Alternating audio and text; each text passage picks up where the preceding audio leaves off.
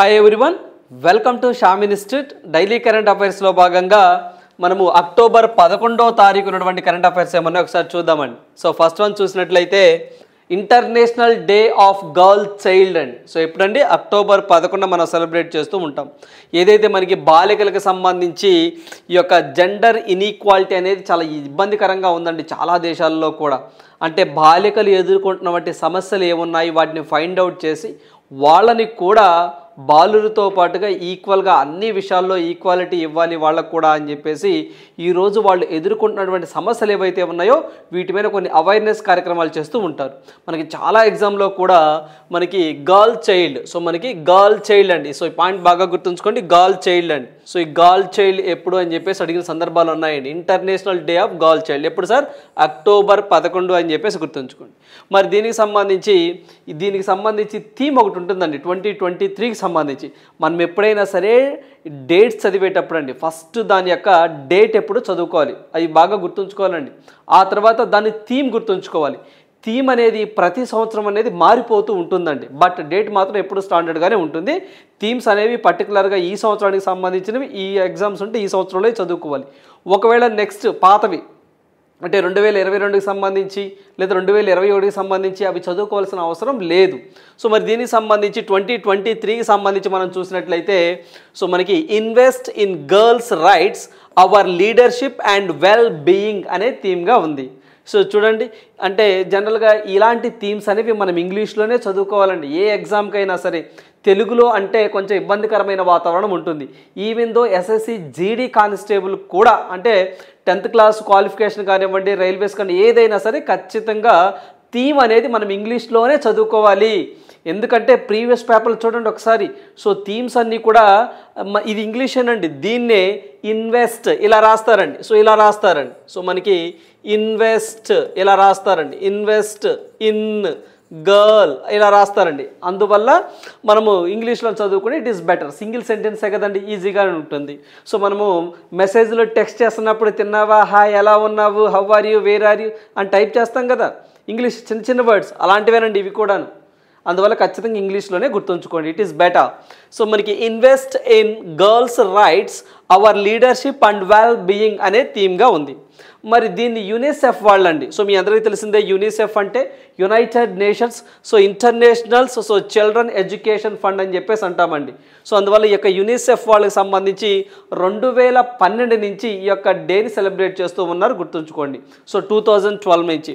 అదేవిధంగా 2 పాయింట్లు గుర్తుంచుకోండి. ఏదైతే మన భారతదేశానికి సంబంధించి national health family survey report 5 ప్రకారము ప్రతి 1000 మంది అబ్బాయిలకు గాను సో బాలలు సో మనకి 929 బాలికలు అండి, బాలులు కాదు బాలికలు. సో మనకి 929 మంది మాత్రమే ఉన్నారు. మరి మిగతా షార్టేజ్ అయింది ఎందుకు సార్ అంటే జెండర్ ఇన్ఈక్వాలిటీ అండి. అంటే ఆడపిల్ల పుట్టిందని చెప్పేసి చంపేయటాలు, లేకపోతేనే పెండం దశలోనే సో ప్రెగ్నెన్సీ తీయించుకోవటాలు, లేకపోతేనేమో వాళ్ళ మీద అత్యాచారాలు జరగడాలు, ఇలాంటివి చాలా ఉన్నాయండి. ఒకటి కాదు, చాలా ఉన్నాయి. సో ఇలా ఉండకూడదు, ఇలా ఉంటే ఇబ్బందికైన వాతావరణం ఉంటుందని చెప్పి చెప్తున్నారు. భారత్లో మొత్తం బాలికల జనాభా సో 25.30 కోట్లు, అంటే అప్రాక్సిమేట్లీ చెప్పాలంటే 26 కోట్ల మంది అండి. సో ఆ 26 కోట్ల మందిలో పర్టికులర్గా 15 సంవత్సరాల నుంచి 24 సంవత్సరాల వాళ్ళ పిల్లలు ఎవరైతే ఉన్నారో బాలికలు, వాళ్ళు ఎక్కువగా ఆత్మహత్యలు చేసుకొని చనిపోతున్నారు అని చెప్పేసి ఏదైతే మనకి యొక్క నేషనల్ హెల్త్ ఫ్యామిలీ సర్వే 5 రిపోర్ట్లో చెప్పడం జరిగింది. సో వీళ్ళ ప్రకారము నేషనల్ హెల్త్ ఫ్యామిలీ సర్వే 5 ప్రకారము ప్రతి 1000 మంది బాలురుకు గానండి, మెయిల్ ఫిమేల్ కాదండి, బాలురుకు గాను సో ఎంతమంది బాలికలు ఉన్నారు సార్ అంటే 929 మంది ఉన్నారు. సో ఈ పాయింట్ గుర్తుంచుకోండి. స్టాటిక్ పార్ట్లో మనకు సెన్సస్ పరంగా లేదా నేషనల్ హెల్త్ ఫ్యామిలీ సర్వే 5 ప్రకారంగా కూడా ఈ పాయింట్ ఒకటి గుర్తుంచుకోండి. దాంతోపాటుగా యూనిసెఫ్ వాళ్ళు దీన్ని కండక్ట్ చేస్తారు. అదేవిధంగా దీని థీమ్, అదేవిధంగా October 11 girl child day, right. So next one చూద్దాం. సో నెక్స్ట్ వన్ చూసినట్లయితే జోహెనస్బర్గ్లో టాల్స్టాయ్ ఆశ్రమంలో గాంధీజీ విగ్రహావిష్కరణ. సో మహాత్మా గాంధీ గారికి సంబంధించి సో ఇటీవల కాలంలో ఆయన యొక్క విగ్రహాలు కానివ్వండి, ఆయన యొక్క మ్యూజియంస్ కానివ్వండి, ఇటీవల కాలంలో ఏర్పాటు చేయడం జరుగుతుంది. మన ఎగ్జామ్ పాయింట్ ఆఫ్ వ్యూలో ఎక్కడ ఏర్పాటు చేశారు అని అడుగుతారు, లేకపోతే ఆ విగ్రహాన్ని ఎవరు ప్రతిష్ఠించారు అంటే ముఖ్య అతిథిగా ఎవరు ఇనాగురేషన్ చేశారు అని అడుగుతారు. ఇలాంటివి ఎగ్జామ్లో అడుగుతున్న సందర్భాలు ఉన్నాయి. సో అదేవిధంగా మనం రీసెంట్గా చూసినట్లయితే మహాత్మా గాంధీ గారి యొక్క విగ్రహాలకు సంబంధించి అయితేనేమి, మ్యూజియంకి సంబంధించినేమి తరచుగా వార్తల్లో వింటూ ఉన్నామండి. ఇప్పుడు మనకి సౌత్ ఆఫ్రికా అనగానే మీకు ఏం గుర్తు, జోహెనస్బర్గ్ అండి అనగా సౌత్ ఆఫ్రికా. సో సౌత్ ఆఫ్రికాలో జోహెనస్బర్గ్లోని టాల్స్టాయ్ ఆశ్రమం అండి. సో దాంట్లో గాంధీ గారి విగ్రహాన్ని ఆవిష్కరించారు. యాక్చువల్గా ఈ యొక్క టాల్స్టాయ్ ఆశ్రమాన్ని 20వ శతాబ్దంలోనే మహాత్మా గాంధీ గారే ఈ యొక్క ఆశ్రమాన్ని ఏర్పాటు చేయడం జరిగిందండి. మీరు బ్యాక్గ్రౌండ్లో చూస్తున్నారు. సో దాకా ఆశ్రమం అండి. ఇటీవల కాలంలో రీడెవలప్మెంట్ చేయడం జరిగిందిలండి. మామూలుగా అయితే ఒరిజినల్గా ఈ యొక్క టాల్స్టాయ్ ఆశ్రమాన్ని జోహెనస్బర్గ్ సౌత్ ఆఫ్రికాలో ఏర్పాటు చేసింది ఎవరు అంటే మహాత్మా గాంధీ గారు. ఆయన యొక్క సిద్ధాంతాలు అవన్నీ కూడా ఖచ్చితంగా ఆచరించాలి అని చెప్పేసి ప్రజలకు పిలుపునివ్వడం జరిగింది. ఆయన అంత అహింసా మార్గంలోనే మనం ఉండాలి, హింసకు తావులేదు అని చెప్పేసి చెప్పారండి. సో మరి వీటికి సంబంధించి మనం చూసినట్లయితే దీన్ని ఏర్పాటు చేయడం జరిగింది. అయితే దీనికి సంబంధించి ఇది 20వ శతాబ్దం నాటు గాంధీ గారు ఏర్పాటు చేసినటువంటి ఆశ్రమం. అదేవిధంగా ఈ యొక్క విగ్రహాన్ని ఎవరు సార్ ఆవిష్కరించారు అని ఎగ్జామ్లో అడుగుతారండి. సో ఎవరు సార్ ఆవిష్కరించారు అంటే ఇదిగోండి ఇతను. ఎవరు సార్ ఇతను అంటే భారత హై కమిషనర్ అండి, ప్రభాత్ కుమార్ అని చెప్పేసి భారత హై కమిషనర్. ఎక్కడ హై కమిషనర్, ఎవరికి హై కమిషనర్? సౌత్ ఆఫ్రికాలో హై కమిషనర్ అనమాట. అంటే ఒక్కొక్క కంట్రీకి సంబంధించి ఒక్కొక్క వ్యక్తి హై కమిషనర్గా ఉంటారు. అంటే ఆ దేశానికి సంబంధించినటువంటి రాజకీయ విషయాలన్నీ కూడా ఇతను భారతదేశానికి చేరవేస్తూ ఉంటాడు అనమాట. అలాంటి వ్యక్తిని మనము హై కమిషనర్స్ అని చెప్పేసి అంటాం. సో ఇతను మనకి ప్రభాత్ కుమార్ అని చెప్పేసి అంటారు. అతను ఈ యొక్క విగ్రహాన్ని ఆవిష్కరించడం జరిగింది. ఇది ఒక పాయింట్. అదేవిధంగా ఈ యొక్క విగ్రహాన్ని ఎవరు సార్ తయారు చేశారు అది కూడా ఇంపార్టెంటేనండి. సో అది కూడా ఇంపార్టెంట్. సో ఏదైతే మన భారతదేశానికి సంబంధించినటువంటి వ్యక్తి మనకి జలంధర్నాథ్ రాజారాం చన్నోలే అని చెప్పేసి ఆయన దీన్ని మట్టి విగ్రహం అండి, ఇది మట్టితో చేసింది. సో మనకి ఎవరు సార్? జలంధర్నాథ్ రాజారాం చన్నోలే అనే వ్యక్తి. సో 8 అడుగుల మహాత్మా గాంధీ విగ్రహాన్ని తయారు చేసినటువంటి వ్యక్తి, గుర్తుంచుకోండి. ఓకేనండి. ఇప్పుడు మనకి జోహెనస్బర్గ్ అనగానే టాల్స్టాయ్ ఆశ్రమంలో ఏర్పాటు చేశారు. ప్రారంభించింది భారత హై కమిషనర్ ప్రభాత్ కుమార్. ఈ యొక్క విగ్రహం యొక్క ఎత్తు 8 అడుగులు. ఇది ఎవరు సార్ తయారు చేశారు అంటే జలంధర్నాథ్ రాజారాం చన్నోలే అనే వ్యక్తి ఒక శిల్పి తయారు చేయడం జరిగింది. ఇన్ని పాయింట్లు గుర్తుండాలి. అట్ ద సేమ్ టైం మనం గతంలో కూడా డిస్కస్ చేశామండి. హూస్టన్ నగరం అమెరికాలో ఉంటుంది. అక్కడ ఎటర్నల్ గాంధీ మ్యూజియం అని చెప్పేసి ప్రారంభించారని చెప్పేసి లాస్ట్ కరెంట్ అఫైర్లో డిస్కస్ చేశాం. అదేవిధంగా G7 సమావేశాల్లో భాగంగా నరేంద్ర మోదీ గారు జపాన్ వెళ్ళినప్పుడు జపాన్లో హిరోషిమా నగరంలో కూడా అక్కడ మహాత్మా గాంధీ గారి యొక్క విగ్రహాన్ని ఆవిష్కరించారని చెప్పేసి డిస్కస్ చేశాం. ఆ 2 పాయింట్లు కూడా ఇక్కడ మనకి గుర్తుండాలి.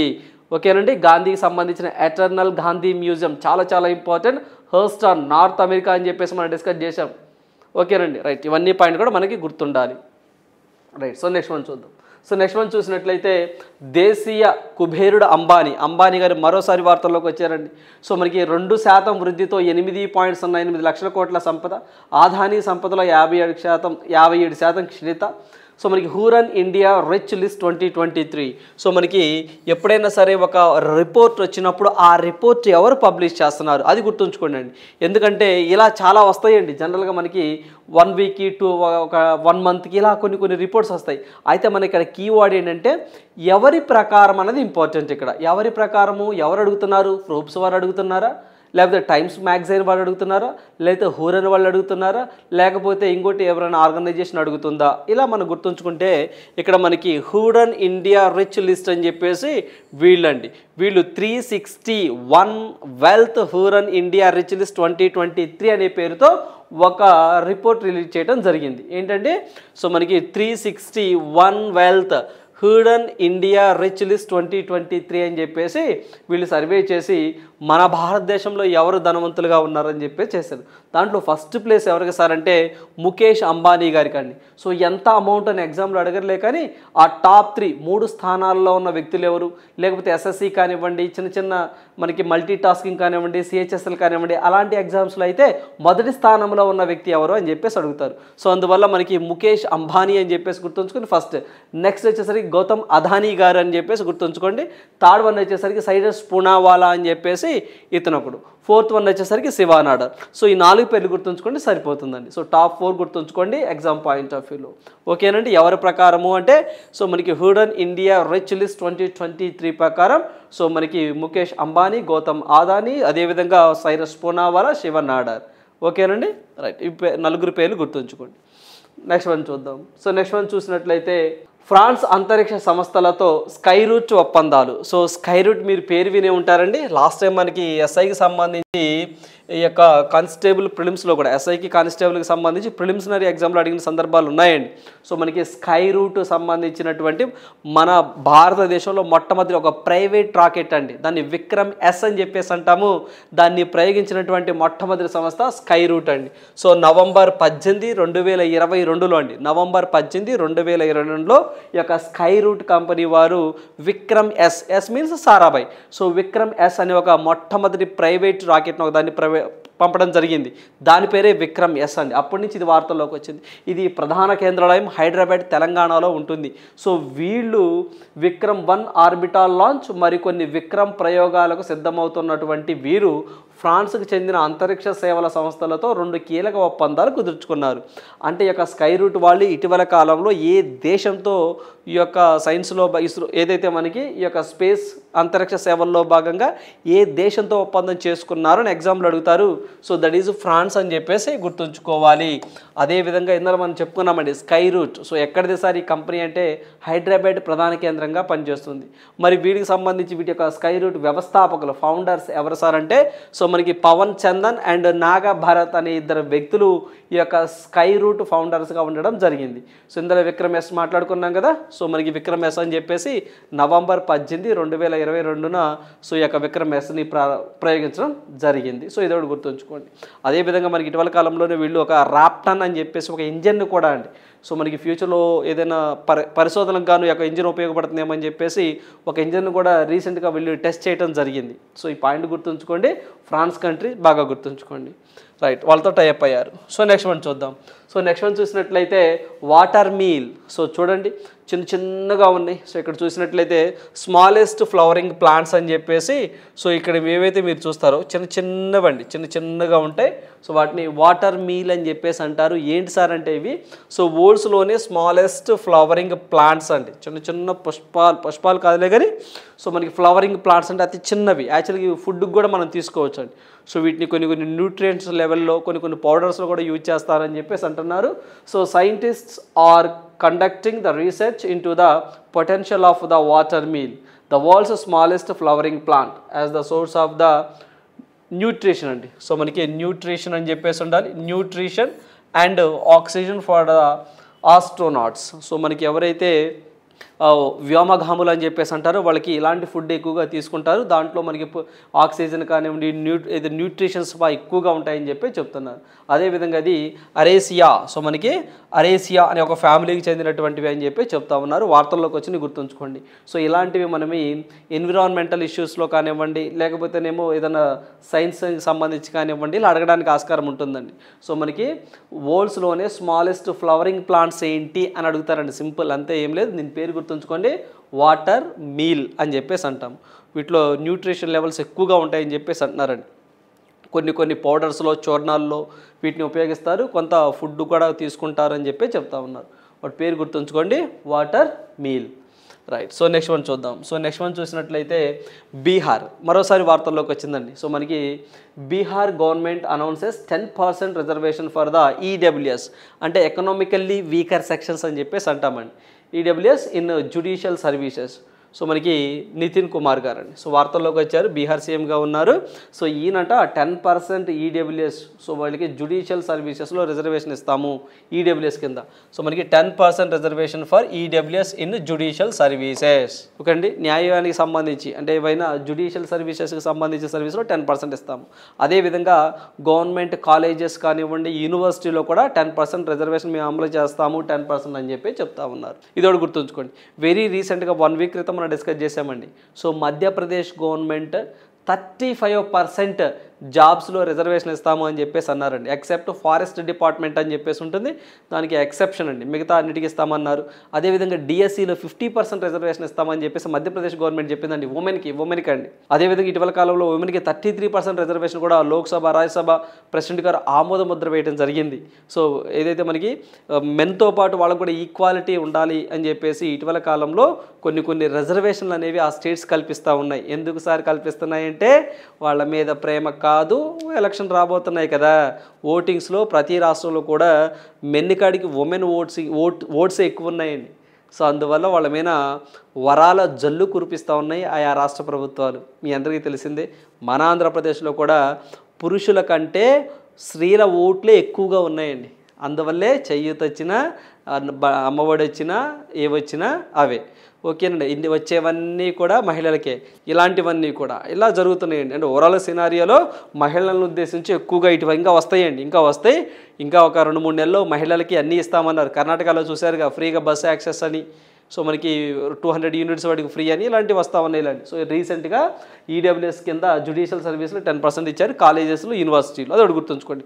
బీహార్ అనగానే ఇంకో పాయింట్ గుర్తు రావాలండి. సో ఇటీవల కాలంలో మనకి ఎవరైతే బీహార్లో స్కూల్లో టీచర్ పోస్టులు పడ్డాయి అనుకోండి, ఫర్ ఎగ్జాంపుల్ మన ఆంధ్రప్రదేశ్లో డిఎస్సి నోటిఫికేషన్ అంటారు కదా, సో డిఎస్సి ఇలా పోస్టులు పడ్డాయి అనుకోండి, ఓన్లీ మన ఆంధ్రప్రదేశ్ ప్రజలు అదే నిరుద్యోగులు మాత్రమే, అంటే ఎవరైతే ఎలిజిబిలిటీ ఉంటే వాళ్ళు మాత్రమే రాయాలి.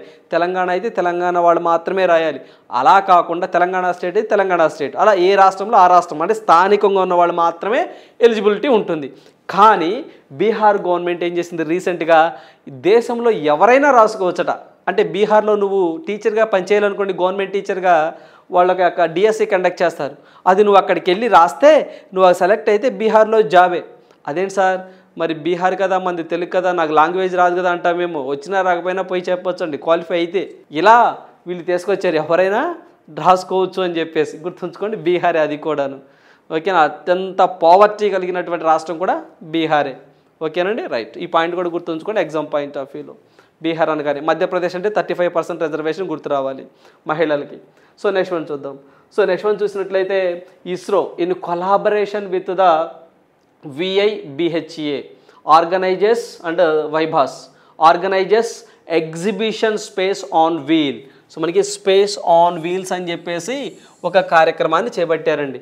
ఎవరు చేపట్టారు అంటే ఇస్రో వారు అండ్ మనకి విజ్ఞాన భారతి వాళ్ళు అండి, షార్ట్ ఫామ్లో అలా అంటాంలండి.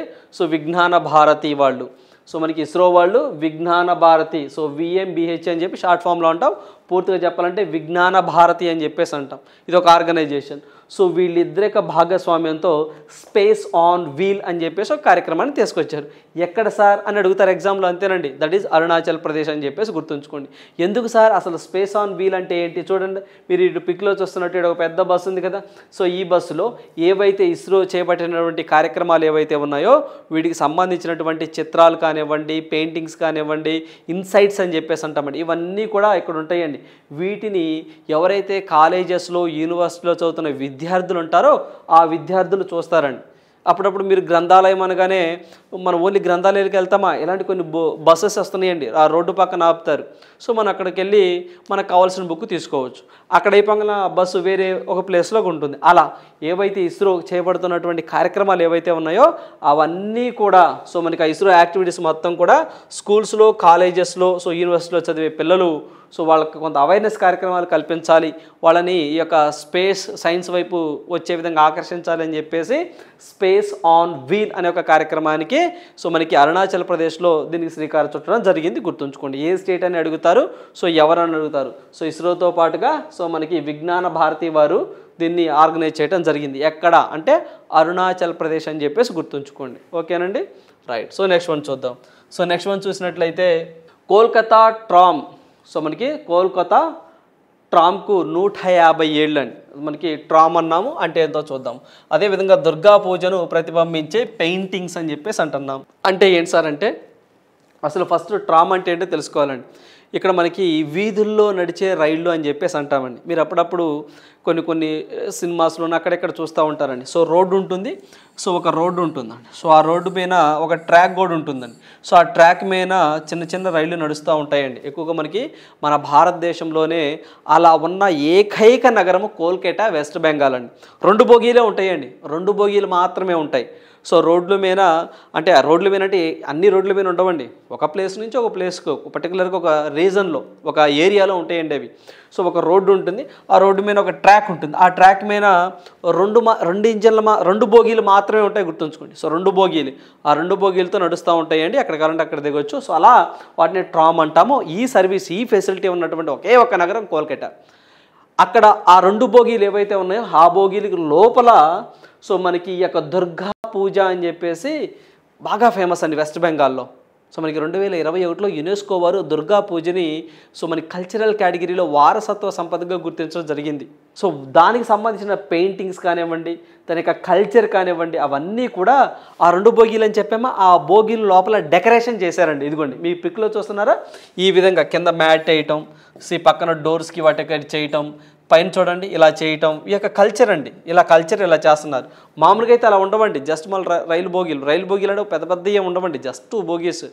మీరు చూసే ఉంటారండి, అప్పుడప్పుడు మూవీస్లో చూస్తూ ఉంటాం. అలా 2 బోగీస్ ఉంటాయి. లోపల ఇలా డెకరేషన్ చేశారు. ఎందుకు చేశారు సార్ అంటే, ఆ యొక్క ట్రామ్స్, ఈ రైలు వచ్చేసరికి, రైల్ మీన్స్ బోగీలు ఇలాంటివి వచ్చి, ఈ చిన్నవి వచ్చేసరికి 150 సంవత్సరాలు అవుతుందంటండి.